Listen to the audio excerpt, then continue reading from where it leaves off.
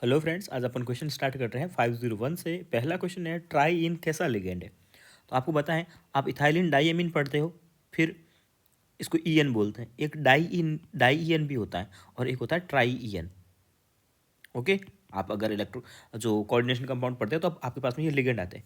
ईएन की डेंसिटी होती है 2, डाई ईएन की डेंसिटी होती है 3 और ट्राई ईएन की डेंसिटी होती है 4। तो ये कैसा हो जाएगा?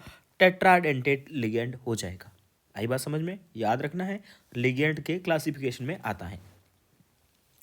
Not a chelate ligand. अब आप बताओ, not a chelate, chelating ligand कौन होते हैं? जिसकी डेंसिटी 2 या 2 से ज़्यादा होती है वो चिलेटिंग लिगेंड होते हैं। जैसे EN, di EN, tri EN, EDTA, ये सब अभी डेंसिटी इनकी ज़्यादा होती है एक से। और इनके लिए वर्ड है ना, इनको पहचानने का नाम, अगर नाम से पहचाना ना तो इनके नाम के आगे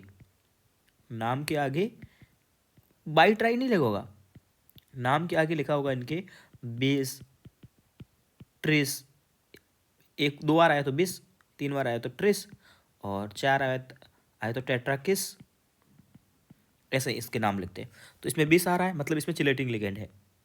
ओके, और इसमें क्या आ रहा है? डाई ग्लिसिनेटो भी होता है। हमेशा आएगा ऐसा बिस ट्रिस? कोई ज़रूरी नहीं है, क्योंकि मैंने बोला 2 बार आएगा तो बिस लगेगा, 3 बार आएगा तो ट्रिस लगेगा, 4 बार तक ट्रैकिस लगेगा। बट एक बार आ गया तो फिर कुछ नहीं लगेगा। तो ग्लाइसिनेटो जैसे एक बार आया है तो ग्लाइसिनेटो हो गया। और उसके बाद में यहाँ देखोगे आप di amine tri thiocyanato chromate, potassium methylene, और यहाँ देखो tetra amine di azo cobalt. इसमें एक एक भी नहीं है किलेटिंग लिगेंड। तो ये आंसर जाएगा आपका। ओके, उसके बाद में अगला आया है कि कौन सा कॉम्प्लेक्स स्टेबल होगा। तो कॉम्प्लेक्स की स्टेबिलिटी आपको पता है, स्टेबिलिटी जिसका के कम हो उसका आयन ज़्यादा स्टेबल होगा,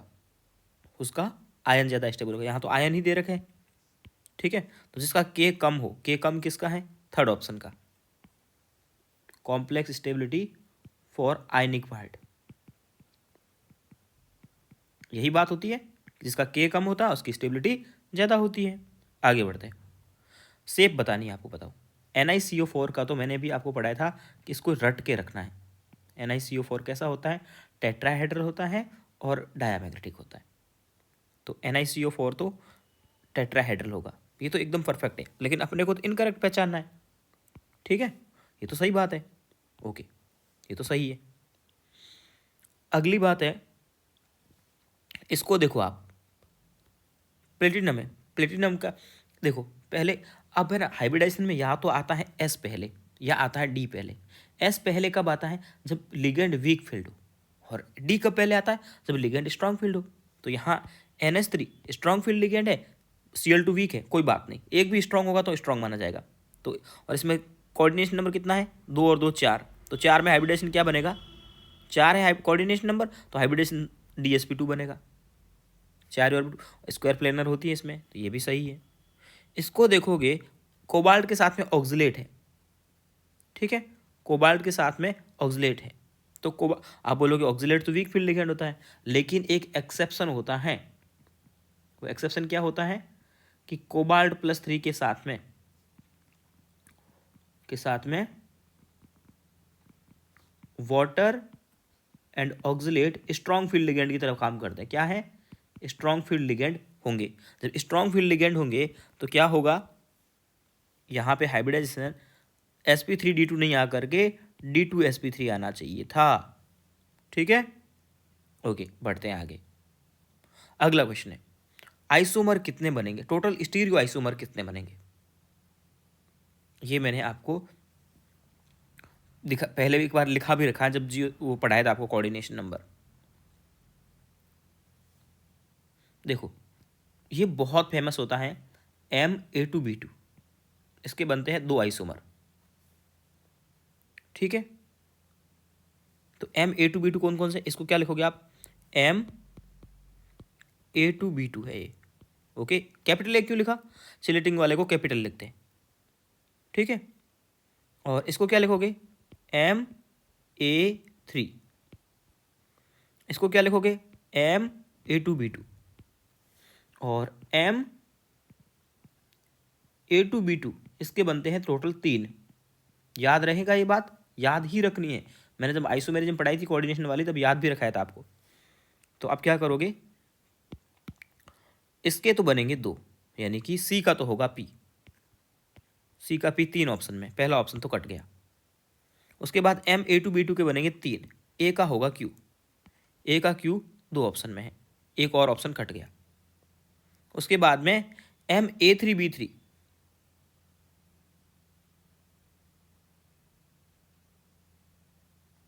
Ma3B3 के भी 2 ही बनते हैं, और उसको वो तो आपको पता ही है, Ma3B3 के 2 बनते हैं और उनको फेस और मर बोलते हैं, याद करो। उसके 2 ही बनते हैं, उसको फेस और मर बोलते हैं। तो इसके भी कितने बनते हैं, 2 आइसोमर बनते हैं। तो ये कौन सा हो गया, Ma3B3 हो गया। इसके भी 2 ही बनेंगे, तो D का भी क्या आएगा, P ही आएगा। तो D का भी P आना है, इसमें भी है, इसमें भी है।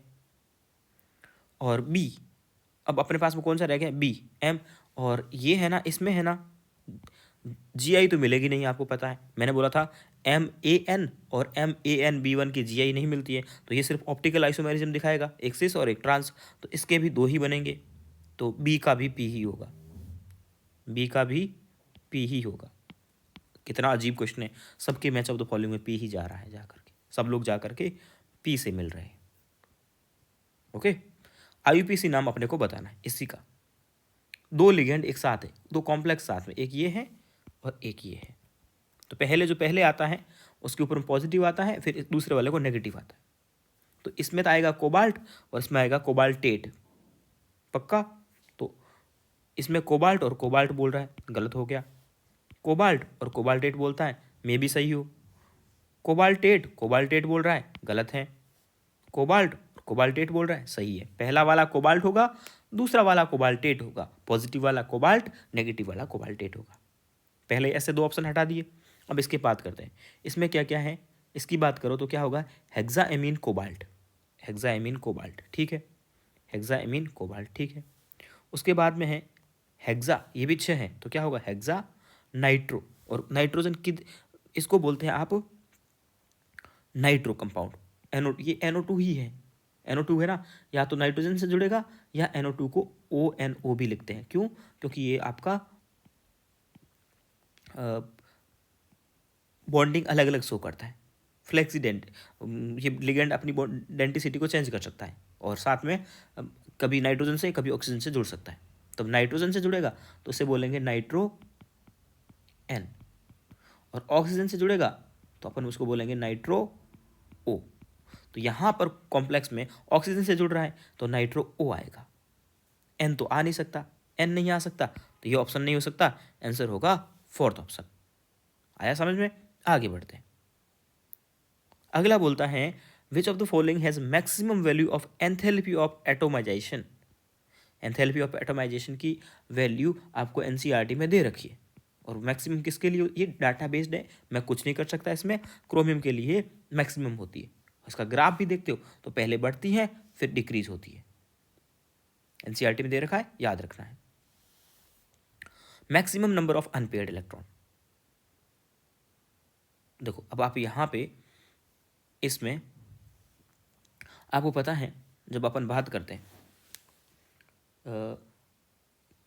अगर अपन बात करें इसकी डी, ये किस में आता है, डी ब्लॉक में आता है। डी ब्लॉक में कौन सी सीरीज, 6D सीरीज आती है, ठीक है।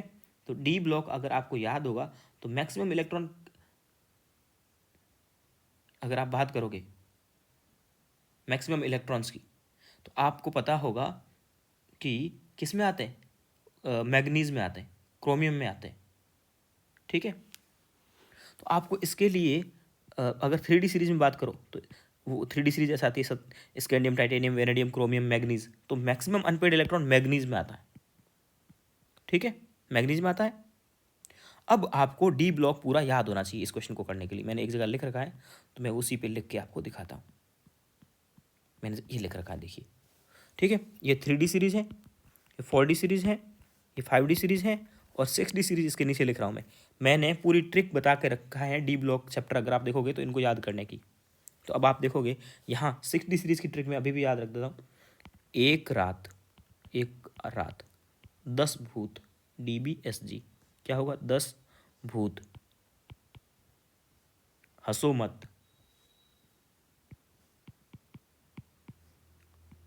DSRGCN क्या होगा, DSRGCN। अब आपको पता है जो मैग्नीज वाली फैमिली है इनमें मैक्सिमम अनपेयर्ड इलेक्ट्रॉन होते हैं 5 इलेक्ट्रॉन। डी ब्लॉक में अनपेयर्ड इलेक्ट्रॉन मैक्सिमम कितने हो सकते हैं, 5 इलेक्ट्रॉन, और ये होते हैं मैग्नीज वाली फैमिली में। समझ में आई बात आपको, आई। और ये डी ब्लॉक आपको याद रखना होगा ही होगा। आपको पूरा वीडियो देखने के लिए आप जा करके देख सकते हो मेरे चैनल पे। तो मैग्नीज में कौन सा आ रहा था, BH फैमिली, मैग्नीज की फैमिली मेंबर में होगा, मेंबर में D5। आगे बात समझ में, ऐसे करना था। अब यहाँ तो कैटलिस्ट पूछ रहा है तो ये तो आपको याद ही होना चाहिए NCERT का, इसमें मैं क्या ही बोलूँ। चलिए अगला जो क्वेश्चन आ रहा है इसका भी मैंने आपको ट्रिक बताया था कि इनकी स्ट्रक्चर्स को आपको कैसे याद रखना है, आया होगा आपको याद। तो इनकी स्ट्रक्चर्स को याद रखने का एक तरीका बताया था। तो आपको पहले एक MN वाली स्ट्रक्चर याद रखनी है, ठीक है। MN वाली स्ट्रक्चर कैसे याद रखते थे कि आप एक ऐसी लाइन खींच लो, यहाँ MN लिखो, यहाँ भी MN लिखो, उसके ऊपर में ऐसे कट कर दो, मैंने किया कट, ठीक है। यहाँ CO CO CO CO CO CO और CO और CO ये लिगेंड्स लगा दिए। ये एक तरीका है याद करने का। MN के लिए क्या करो, एक लाइन खींचो और उसमें कट लगा दो, सेंटर में MN आ जाएगा, बाकी सब जगह CO आएगा। अब इसमें मुझे आप बताओ कितने ब्रिज लिंक है। ब्रिज का मतलब होता है, ब्रिजिंग लिंकेज का मतलब होता है मेटल फिर CO फिर से मेटल, ऐसे कितने बॉन्ड यहाँ पे दिख रहे हैं आपको। मैं इसको M को पूरा लिख देता हूँ, चलिए M for metal, metal CO metal, यहाँ कितने दिख रहे हैं, एक भी नहीं दिख रहा है। तो इसमें तो MN वाले में तो होंगे 0, कितने होंगे 0, ओके। 2 ऑप्शन आ रहे हैं, ओके। अब आपको कोबाल्ट वाला भी याद करना का मैंने ट्रिक सिखाया था। कोबाल्ट वाले को कैसे बोला था, कोबाल्ट वाले में आप ऐसे करोगे, पहले एक लाइन खींचोगे ऐसे, कहाँ बनाऊँ कोबाल्ट वाला, चलो कोबाल्ट वाला यहाँ बना लेगा, जगह है। कोबाल्ट वाले के लिए भी आप लाइन खींचोगे ऐसे, एक कोबाल्ट लिखोगे, एक कोबाल्ट लिखोगे, उसके बाद में ऐसे बनाओगे वेव। वापस एक बार बताता हूँ मैं आपको, ऐसे बनाओगे आप यूं फिर यूं, एक V उल्टा V एक सीधा V, फिर सब जगह CO लगा दो, CO CO CO CO CO CO CO और CO। अब आप देखो ये कोबाल्ट, ये CO जो है ना, मैं अलग कलर से लिख देता हूँ वरना आप समझोगे कि सारे के सारे ये है ना, ये है C कैपिटल स्मॉल O, और बाकी वाले C भी कैपिटल है और O भी कैपिटल है। आप इसमें देखोगे 2 बॉन्ड है ना, वो मेटल कार्बोनिल मेटल बॉन्ड है। कितने बॉन्ड है, 2। तो इसमें कितने होंगे, 2 होंगे, और इसमें कितना है, 0 है। तो 0 एंड 2 वाला आंसर जाएगा। मैंने स्ट्रक्चर पहले भी आपको ट्रिक से समझाई थी, NCERT में दे रखी है कोऑर्डिनेशन कंपाउंड में, आज फिर सीख लिया आपने। देखो इसका कलर ग्रीन दे रखा है, तो इसका कलर क्या होगा, इसका कलर प्रेडिक्ट कर सकते हो आप, बिल्कुल। कैसे करना होता है आपको पता है, मैंने आपको बताया था लिगेंड की स्ट्रेंथ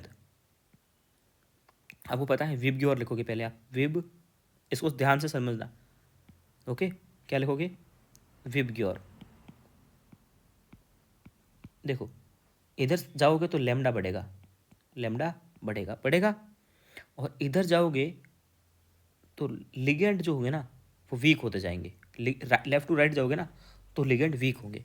अब ग्रीन वाला जो है ना वो कैसा है, ग्रीन वाले के ऊपर क्लिक करो, ग्रीन वाला है H2O।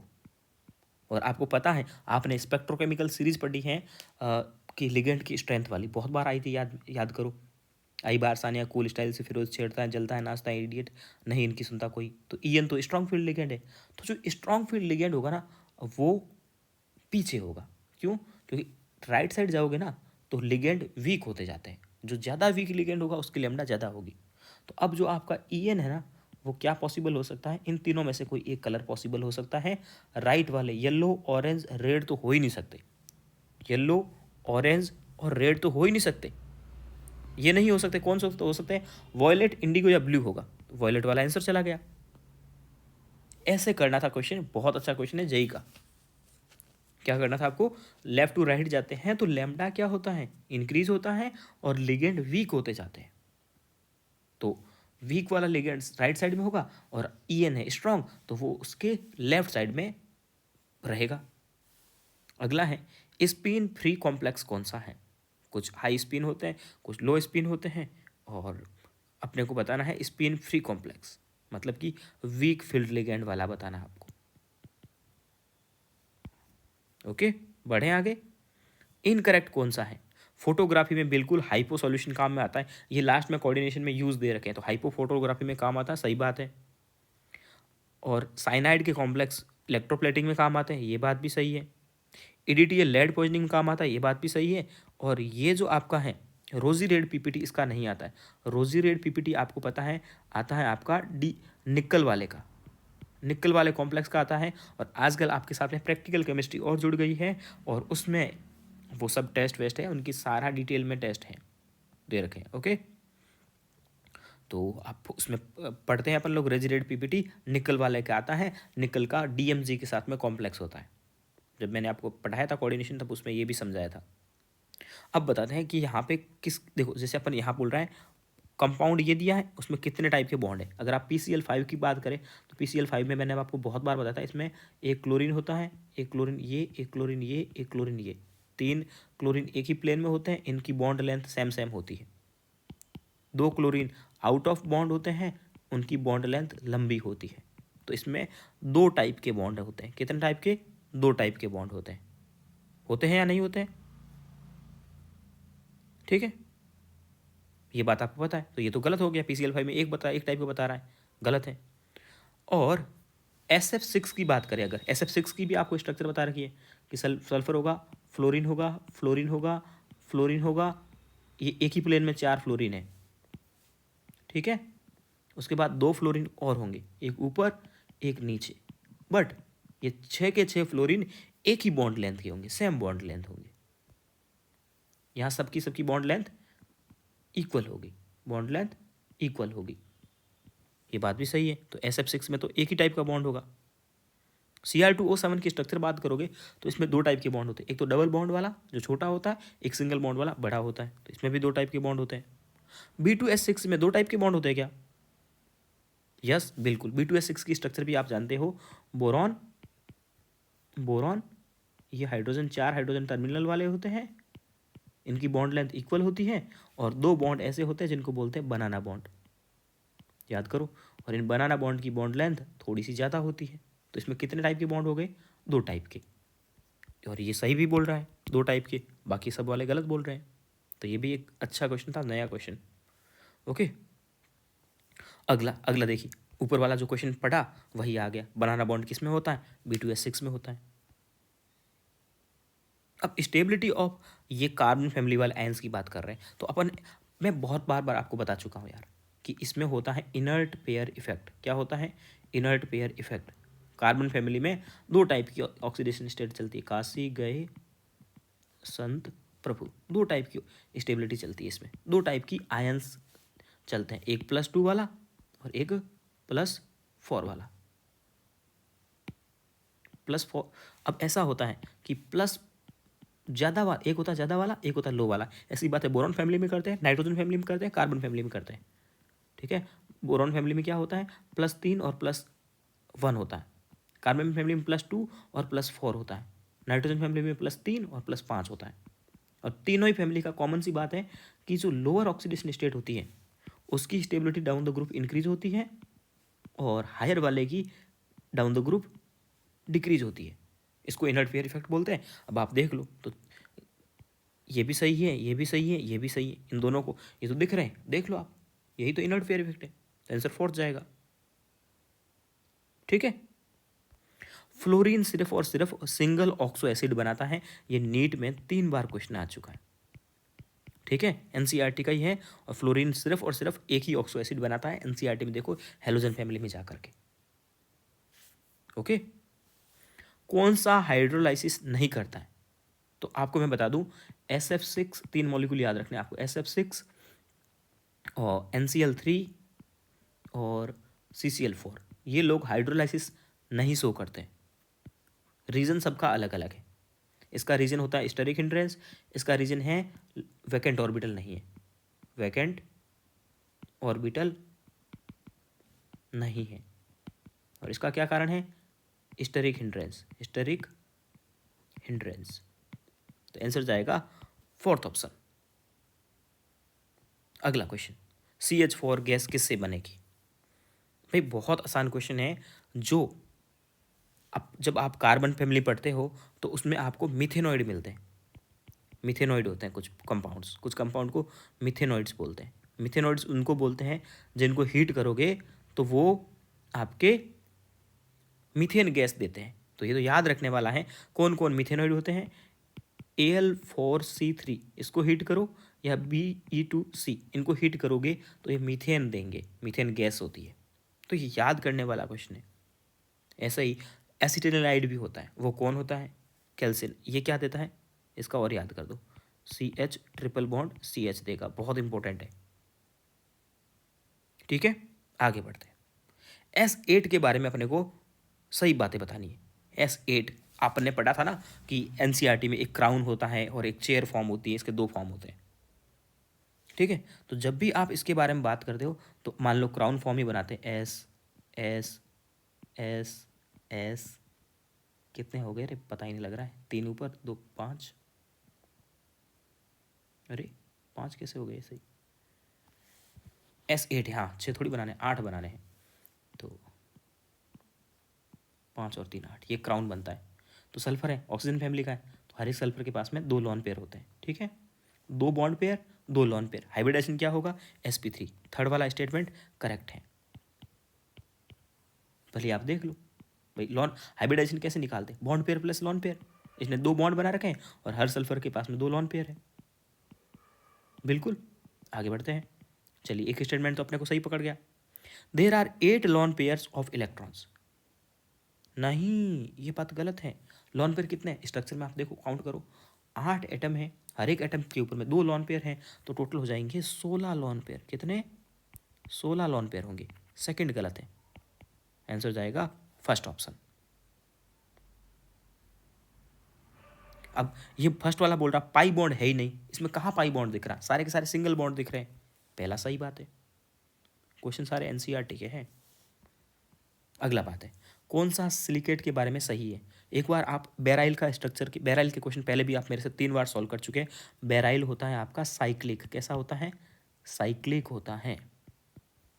ओके, जियोलाइट होता है ना, वो 3D सिलिकेट होते हैं और इसकी स्ट्रक्चर जो होती है मधुमक्खी के छत्ते जैसी होती है। पहले अपन कभी एक चैप्टर पढ़ते थे जो अब सिलेबस से हटा दिया गया है, उसका नाम था सरफेस केमिस्ट्री। उसमें आपको पता है सिलिकेट को, जियोलाइट को अपन डिटेल में पढ़ते थे। वो पेट्रोलियम के प्योरिफिकेशन में काम आता था। उसकी स्ट्रक्चर 3D सिलिकेट होती थी और मधुमक्खी के छत्ते जैसी होती थी, और उसने एनसीईआरटी में डायग्राम भी बना रखे थे। बट ये तो पी ब्लॉक का क्वेश्चन है, कार्बन फैमिली का। Okay, third option. अगला पढ़ते हैं। अपने को बताना इनकरेक्ट कौन सा है। एनसीईआरटी में नोबल गैस जो है उनके यूज दे रखे हैं, बहुत बार एग्जाम में क्वेश्चन आ चुका है, और इसी बार 2022 में या 2023 में क्वेश्चन आ चुका है, और वो क्वेश्चन कंट्रोवर्शियल बना था। कुछ उसकी ऐसे बोल रहा था, असरसन रीजन में वो क्वेश्चन गया था। उसकी मतलब क्या बोलते हैं, डिजोल्व होती है गैस या नहीं होता, इस टाइप का। तो एमआरआई में किसको यूज़, कौन सी गैस यूज़ करते हैं? बाकी आपको पता है, आपको पता होना चाहिए इनके मतलब इसमें मैं कुछ भी नहीं कर सकता। ठीक है, आपको याद करना ही पड़ेगा।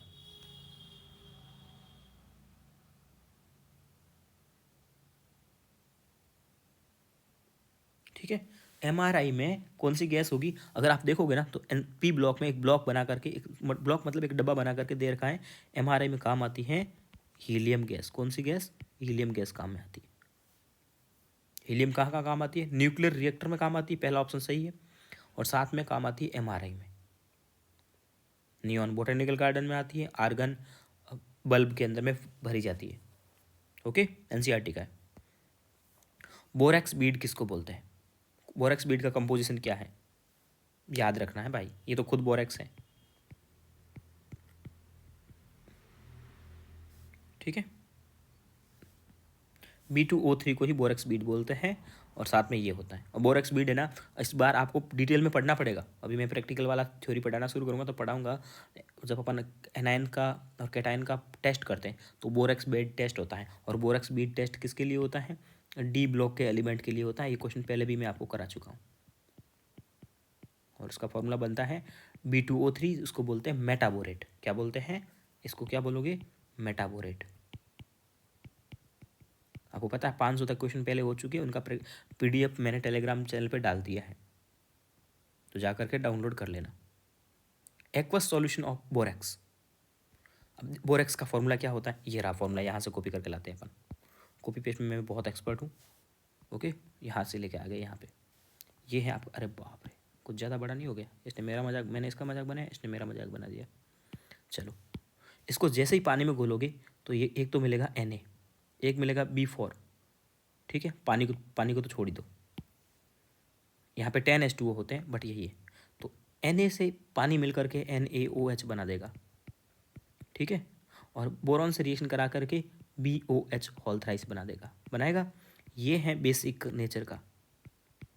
और ये है बोरिक एसिड, जो कि क्या है?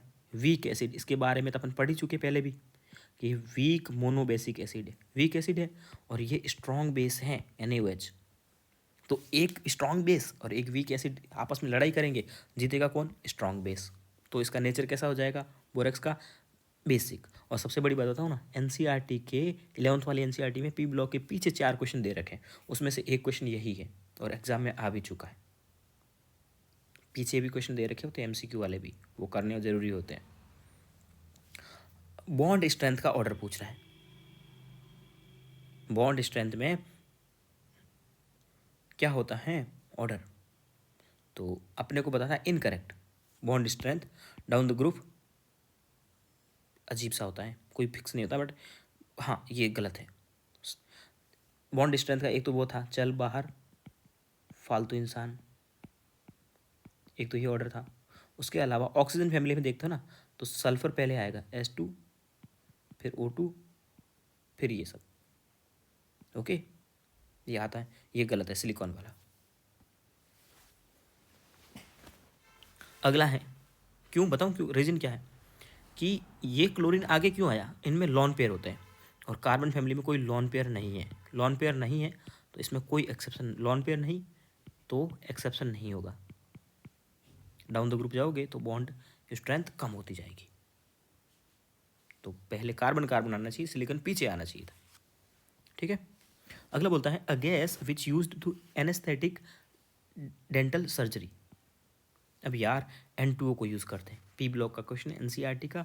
दांत, जब दांत का ऑपरेशन करते हैं तो कुछ एनेस्थीसिया देते हैं, मतलब दांत को सब वहाँ की जगह को सुन करने के लिए, तो N2O को यूज़ करते हैं।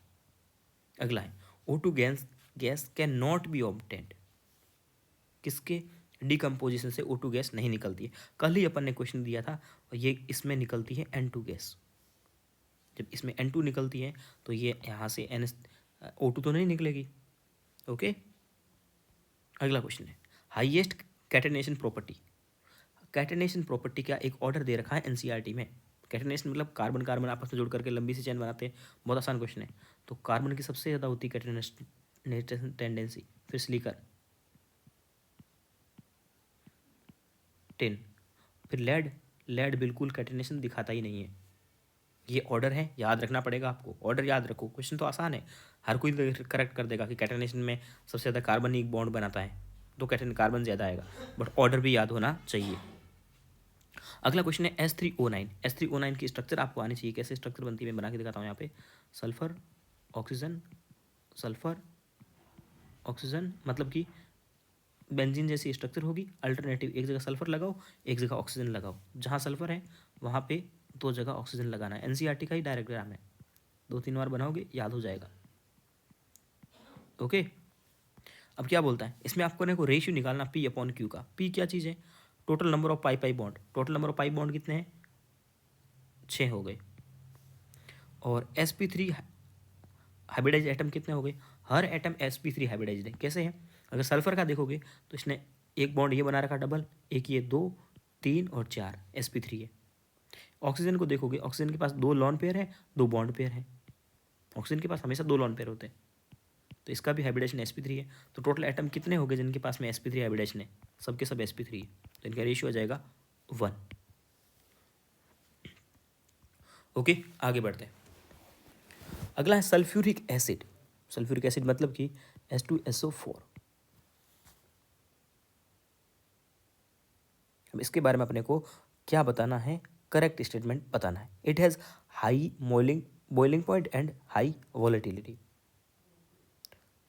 बॉइलिंग पॉइंट हाई हो सकता है, तो वॉलेटिलिटी कैसे हाई होगी, जिसकी बॉइलिंग पॉइंट कम होता है उसकी वॉलेटिलिटी हाई होती है। तो फर्स्ट वाला स्टेटमेंट इनकरेक्ट है, क्योंकि बॉइलिंग पॉइंट और वॉलेटिलिटी तो अपोजिट हो गए ना।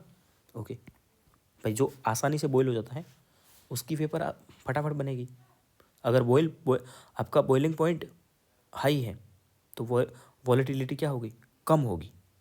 Okay, there are 2 type of bond length, it's bivalent anion. अब बाईवेलेंट एनायन इसका क्या होगा, बाईवेलेंट एनायन होगा इसका, बाईवेलेंट एनायन क्या बनेगा इसमें, SO4-2, वैलेंसी 2 है। ओके, अब इसकी स्ट्रक्चर बनाओगे आप तो इसमें आएगा सल्फेट, 4 बॉन्ड है, ऐसे ही बनाओगे 4 ऑक्सीजन लगा करके। अब 2 के ऊपर में आएगा नेगेटिव, और जिसको नेगेटिव नहीं मिला उसको बना दोगे डबल बॉन्ड।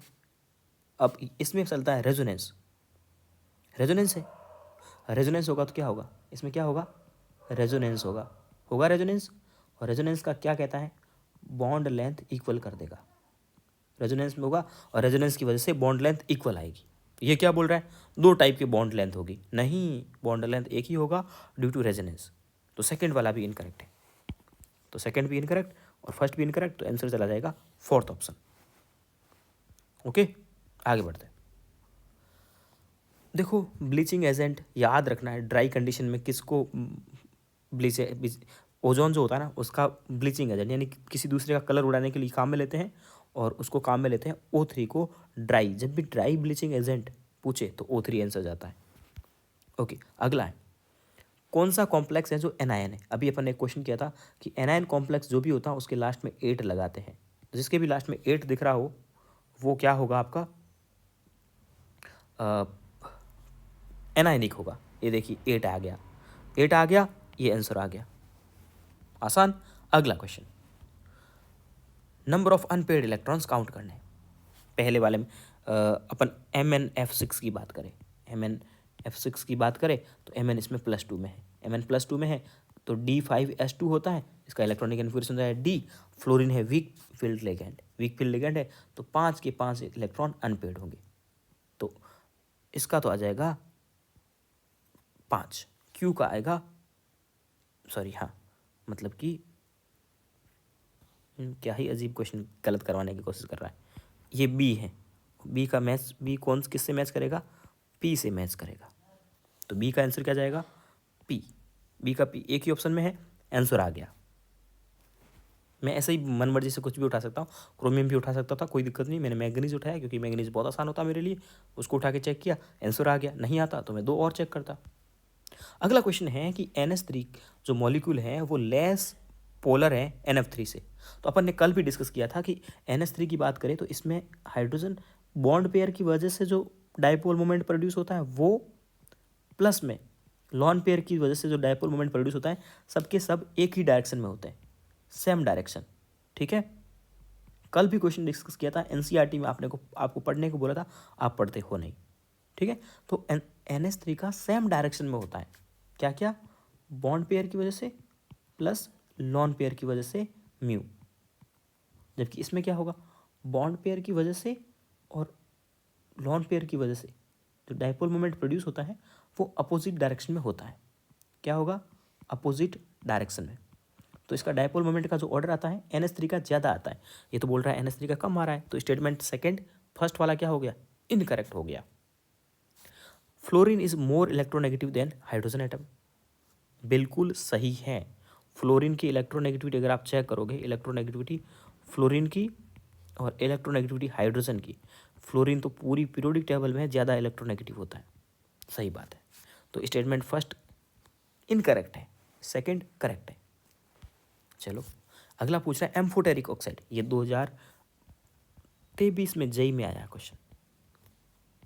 ठीक है, एम्फोटेरिक ऑक्साइड के लिए आपको ट्रिक बताई थी, सुनो जनाबे अली, जनाबे अली बेकार गए सब पंजाबी ऐसे, मैं गारंटी लिख के दे रहा हूँ इस बार ऑक्साइड पे क्वेश्चन आएगा। या तो वो पूछेगा एम्फोटेरिक कौन सा है, या पूछेगा बेसिक कौन सा है, या फिर पूछेगा एसिडिक कौन सा है, या फिर पूछेगा न्यूट्रल कौन सा है। इसके बारे में इस बार के बहुत 3-4 क्वेश्चन पहले भी मैं ऊपर करवा चुका हूँ, तो अब इसमें से चेक कर लो। सुनो जनाबे अली बेकार गए सब पंजाबी ऐसे, तो इसको चेक करोगे बेरिलियम ऑक्साइड आएगा, ए तो आएगा, इस ऑप्शन में नहीं आ रहा, हटा दो। सुनो में बी भी आएगा, इसमें बी नहीं लिया, हटा दो इसको। जिंक भी आएगा, तो सी भी आएगा। आंसर होगा फर्स्ट ऑप्शन। आसान है, क्वेश्चन आएगा एग्जाम में। अगला क्वेश्चन क्या बोल रहा है, किसकी रेडियस बराबर होती है, सिमिलर होती है, तो ये भी एग्जाम का क्वेश्चन है। ऐसा होता है 3D 4D और 5D डाउन द ग्रुप जाता है, तो रेडियस क्या होनी चाहिए थी, इंक्रीज होनी चाहिए थी। यहाँ तो इंक्रीज होती है, बट 4D और 5D की रेडियस बराबर होती है। 4D की रेडियस और 5D की रेडियस बराबर होती है, मतलब कि अगर आप इसकी रेडियस देखोगे, इन दोनों की रेडियस बराबर होगी, जर्कोनियम और हाफिनियम की बराबर, एक इनकी तो एक एग्जैक्ट बराबर होती है, इसलिए तो बहुत बार एग्जाम में क्वेश्चन आता है। तो AG और AU की भी बराबर होगी, होगी, ठीक है।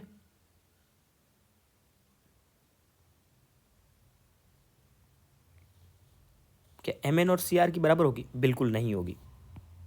D तो बिल्कुल नहीं होगा, तो D ऑप्शन में नहीं हो सकता, हटा दो इसको। और जर्कोनियम C तो परफेक्ट है, ये तो परफेक्ट एकदम करेक्ट ऑप्शन है, तो C तो आएगा ही आएगा, इसमें C को नहीं बोले रहा है, ठीक है। AG और AU, बिल्कुल AG और AU भी होंगे, तो A और C, B और C तो परफेक्ट होना ही होना है, तो आंसर क्या दोगे, फर्स्ट ऑप्शन दोगे। जब B और C आ ही रहे हैं तो कौन सा ऑप्शन होगा। ओके, अगला question, for an electrically neutral atom, एक न्यूट्रल एटम है, जैसे मान लो सोडियम ही मान लिया अपन ने, उसमें के बारे में अपने को करेक्ट स्टेटमेंट बताना है। जब न्यूट्रल होता है ना, तो उसमें इलेक्ट्रॉन और प्रोटॉन बराबर होते हैं, ये हर कोई जानता है, बहुत आसान सा स्टेटमेंट है, और ए तो सब में आ रहा है, एक ऑप्शन कट गया। अगला बोल रहा है number of electron is equal number of neutron, नहीं, न्यूट्रॉन का नंबर कभी भी बराबर नहीं होता। इलेक्ट्रॉन और प्रोटॉन बराबर होते हैं न्यूट्रल में, और न्यूट्रॉन अलग ही होते हैं, ठीक है। तो बी तो इनकरेक्ट हो गया, बी इनकरेक्ट हो गया, तो ये वाला स्टेटमेंट गलत हो गया। देखो मैं आपको स्टेटमेंट वाले क्वेश्चन प्रैक्टिस करवा रहा हूँ, क्योंकि आपके लिए स्टेटमेंट वाले क्वेश्चन प्रैक्टिस करना बहुत जरूरी है। Positive charge of the nucleus is due to protons, अब ये कह रहा है पॉजिटिव चार्ज जो होता है ना, वो प्रोटॉन की वजह से होता है, नेगेटिव इलेक्ट्रॉन की वजह से होता है, सही बात है। तो सी करेक्ट है, एक से करेक्ट है, सी करेक्ट है, डी को चेक करते हैं, mass of nucleus due to proton neutron and electrons, गलत बात है। न्यूक्लियस यानी कि न्यूक्लियस जो होता है ना, न्यूक्लियस में सिर्फ और सिर्फ प्रोटॉन और न्यूट्रॉन होते हैं, इलेक्ट्रॉन तो उसके चारों तरफ चक्कर लगाता है, तो न्यूक्लियस का मास में इलेक्ट्रॉन की तो कोई योगदान है ही नहीं, तो ये डी इनकरेक्ट है, तो आंसर जाएगा फर्स्ट ऑप्शन। ओके, आसान क्वेश्चन स्टेटमेंट वाला था। I3 नेगेटिव की स्ट्रक्चर पूछ रहा है, कल अपन ने बता के दिखाई थी। ये I3 जो होता है ना, AB2L3 टाइप का मॉलिक्यूल है। कैसे इसको लिखते हैं, I- और I2-। अब इसमें साइड एटम 2 है, लॉन पेयर 3 आएंगे, बताया था कल। ओके, और इसकी स्ट्रक्चर XeF2 से ऐसी होती है, XeF2 जैसी होती है, मतलब लीनियर होती है। I- आयोडीन को ऐसे लिख दो, और एक आयोडीन इधर और एक आयोडीन इधर, और इसमें होते हैं 3 लॉन पेयर। वैसे आपको स्ट्रक्चर यहाँ बताना ही नहीं है। इसमें लॉन पेयर कितने हैं, 2, बॉन्ड पेयर कितने हैं, 2, सॉरी लॉन पेयर 3 है इसमें। चेक करो लॉन पेयर कैसे चेक करते हैं, आयोडीन के पास में 7 इलेक्ट्रॉन थे, नेगेटिव का एक एक्स्ट्रा आ गया, 8 हो गए, 2 साइड एटम है इसमें, तो 8 में से 2 इलेक्ट्रॉन खा गए, बच गए 6 इलेक्ट्रॉन। 6 इलेक्ट्रॉन के कितने लॉन पेयर बनेंगे? 6 इलेक्ट्रॉन के लॉन पेयर बनेंगे 3, और 2 बॉन्ड पेयर है ही। आसान क्वेश्चन। ओके, अगला क्वेश्चन पढ़ते हैं। अगला क्वेश्चन है, इसका आईयूपीएसी नेम पूछ रहा है, आसान है। कितना होगा? डाईएमीन होगा, डाईएमीन डाईएमीन डाईएमीन डाईक्लोरो, गलत बोल दिया क्योंकि इसका नाम एमीन से स्टार्ट हो रहा है और इसका नाम क्लोरो से स्टार्ट हो रहा है। अपने को अल्फ़ाबेट के अकॉर्डिंग लिखना है। कैसे लिखना है? अल्फ़ाबेटिकली, अल्फ़ाबेटिकली लिखना होता है। तो ये तो गलत हो गया फोर्थ वाला। डाईएमीन डाईक्लोरो, डाईक्लोरो डाईक्लोरो डाईक्लोरो, ठीक है। प्लेटिनम आएगा, प्लेटिनम प्लेटिनम प्लेटिनम। फिर अब क्या चेंज आ गया? ऑक्सीडेशन स्टेट निकालते हैं। प्लेटिनम की एक्स, NH3 न्यूट्रल होता है 0, क्लोरीन की होती है -1 बराबर 0, क्योंकि ऊपर में कोई चार्ज नहीं है, तो एक्स बराबर आ जाएगा +2। बाप रे, पूरा नाम गलती से ही पढ़े, इसमें तो ऑक्सीडेशन स्टेट ही अलग अलग थी, वही चेक करनी थी। चलिए, यहाँ पे बोल रहा है 3 मोल AgCl का प्रेसिपिटेट कौन देगा? 3 मोल वही देगा जिसके बाहर 3 क्लोरीन होंगे। आसान क्वेश्चन बहुत। अगला क्वेश्चन, चलो अगला क्वेश्चन है, out of the following coordination entity which is a chiral optically active. Optically active आपको बता सका है, चिलेटिंग लिगेंड होना चाहिए, चिलेटिंग लिगेंड, लिगेंड जिसमें भी होंगे वो ऑप्टिकली एक्टिव होगी और सिस फॉर्म में होनी चाहिए। तो ऑप्टिकली एक्टिव जब भी बोले तो आपके पास में यही कंडीशन आएगी, 2 कंडीशन आएगी, सिस फॉर्म में होनी चाहिए और चिलेटिंग लिगेंड होना चाहिए। तो इसमें ऑक्सिलेट चिलेटिंग लिगेंड भी है और सिस फॉर्म में भी है। अगला है, among the following is most stable compound. जब भी स्टेबिलिटी की बात आती है तो अपन क्या देखते हैं? अपन देखते हैं सबसे पहले चिलेटिंग रिंग्स, ठीक है। तो अगर आप यहाँ देखोगे तो यहाँ चिलेटिंग रिंग मिल रही है तो ज़्यादा स्टेबिलिटी देगी इसको। अगला है ऑर्गेनोमेटेलिक कंपाउंड्स। ऑर्गेनोमेटेलिक कंपाउंड्स के बारे में अगर आप डिटेल में पढ़ोगे तो जी से सॉल्ट होता है जो ऑर्गेनोमेटेलिक कंपाउंड्स होते हैं, जिसे का आपको फॉर्मूला भी याद रखना होता है।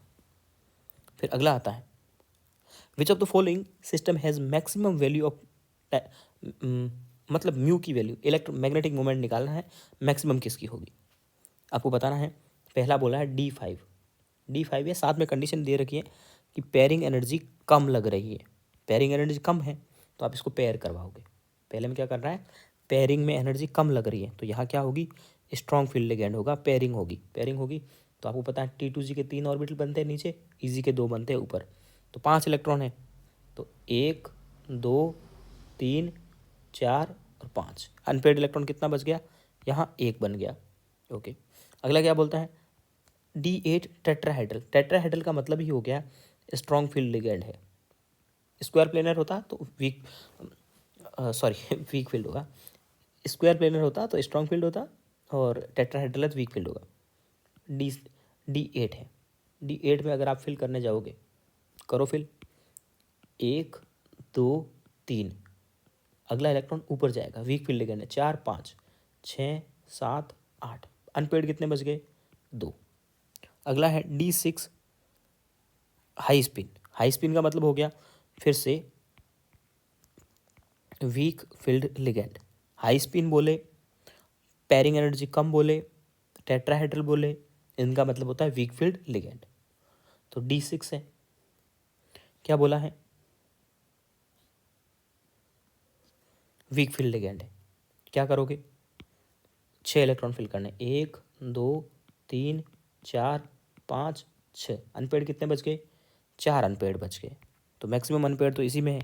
9 वाले में तो अनपेड इलेक्ट्रॉन एक ही बचेगा, भले स्ट्रॉन्ग फील्ड हो वीक फील्ड हो कोई फर्क नहीं पड़ता, फिल करके देख लो भले आप, ठीक है। तो वीक फील्ड लिगेंड बोलने के तरीके क्या क्या होते हैं? या तो वो बोल देगा पेयरिंग एनर्जी कम है इससे, या बोल देगा लिगेंड ही दे देगा अपने को, तो अपन पहचान लेंगे स्पेक्ट्रोकेमिकल सीरीज़ में, याद करो, पहचान लोगे, स्पेक्ट्रोकेमिकल सीरीज से पहचान सकते हैं। या फिर बोलेगा ये लो स्पिन, क्या बोलेगा? सॉरी हाई स्पिन बोलेगा, और इसका उल्टा कुछ भी हो रहा है तो वो फिर स्ट्रॉन्ग फील्ड लिगेंड है, हाई स्पिन बोलेगा, या फिर बोलेगा टेट्राहेड्रल। ओके, चलिए आगे बढ़ते हैं। अगला इसका आईयूपीएसी नाम पूछा है, तो देखो NO2 है इसमें, तो नाइट्रोजन से जुड़ेगा। ऑक्सीडेशन स्टेट इसकी दिखानी नहीं है। अब इसको अगर अपन देखें तो ये इसका नाम हो रहा है अमीन से स्टार्ट, इसका नाम हो रहा है ब्रोमो से स्टार्ट, इसका नाम स्टार्ट हो रहा है नाइट्रो से, इसका नाम हो रहा है क्लोरो से। ठीक है, तो सबसे पहले कौन आएगा? अमीन आएगा अल्फ़ाबेटिकली। तो अमीन पहले आएगा। कितने अमीन है? 3। ट्राईअमीन, ट्राईअमीन, ट्राईअमीन, ट्राईअमीन। सही बात है। फिर क्या आएगा? ए बी आएगा, बी मतलब ब्रोमो आएगा। इसने क्लोरो लिख दिया तो ये तो गलत कर दिया, ब्रोमो आएगा। सही बात है। इसने भी क्लोरो कर दिया, गलत कर दिया। इसने भी क्लोरो कर दिया, गलत कर दिया। लिगेंड के नाम अल्फ़ाबेटिकली लिखते हैं। ओके। अगला question, can not act as electrolyte. आपको ऐसा क्वेश्चन बता चुका हूँ। इसको लिगेंड को कैसे बनाते हैं? कोबाल्ट जब भी +3 में होता है तो कोऑर्डिनेशन नंबर उसकी रखनी होती है 6। कितनी रखनी होती है?